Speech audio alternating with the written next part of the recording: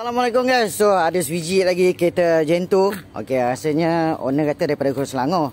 So kita tanya owner dia nak buat bonet kat sini. So abang daripada mana bang? Daripada Kuala Selangor. Kuala Selangor. Okey bang, terima kasih banyak abang datang support saya.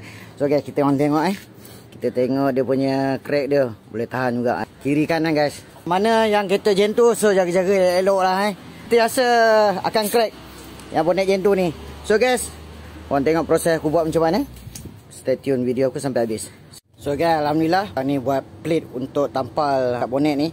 So guys, ni plate dia, nanti aku tampal kat sini. So yang belah sini aku dah buat. Okay, so tinggal belah kiri pula ni.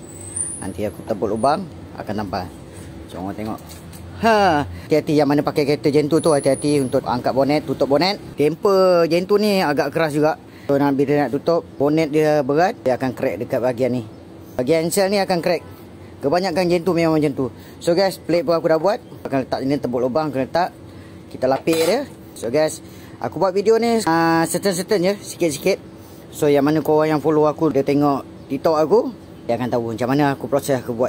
So guys, stay tune video aku sampai habis. So jangan lupa follow, like, share, komen. Mantap guys.